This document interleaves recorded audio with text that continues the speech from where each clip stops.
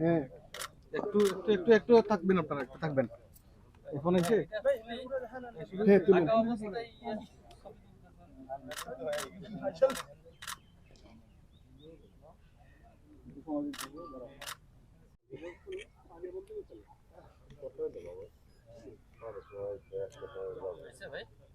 এক মিনিট ভাইয়া, এক মিনিট, এক মিনিট।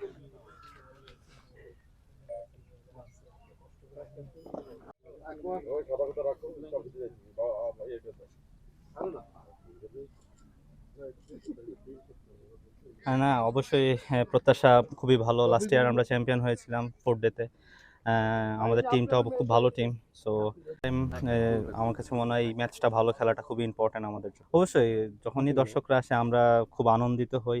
আর স্পেশালি যে সময় 4th ডে বা টেস্ট ম্যাচে দর্শকরা আসে, এটা আমাদের জন্য খুব ভালো একটা সাইড যে মানুষ ক্রিকেটকে পছন্দ করে, টেস্টকে পছন্দ করে আসতেছে। সো আমার এই আশা থাকবে যে দর্শকের কাছে যা তারা মাঠে আসে, মাঠে এসে খেলা দেখে। প্রচারটা আমার কাছে মনে হয় একটু কম হয়েছে, যেহেতু টাইম একটা শর্ট ছিল। আপনারা জানেন যে খুবই মানে তাড়াতাড়ির মধ্যেই ডিসিশনটা হয়েছে আমার কাছে মনে হয়। তো বাট অ্যাজ ইউজুয়াল যে বিসিবির যে অর্গানাইজেশন যেটা আছে আমার কাছে মানে খুব ভালো, অন টাইমই সব কিছু হচ্ছে। তো আমি হ্যাপি আছি। না, অনুশীলন তো আমরা সবাই ন্যাশনাল টিম যারা ছিলাম, আমাদের যে 37 জনের একটা ক্যাম্প হয়েছে, রেড বলের আলাদা ক্যাম্প হয়েছে, হোয়াইট বলের আলাদা ক্যাম্প হয়েছে, সবাই প্র্যাকটিসের মধ্যে ছিল।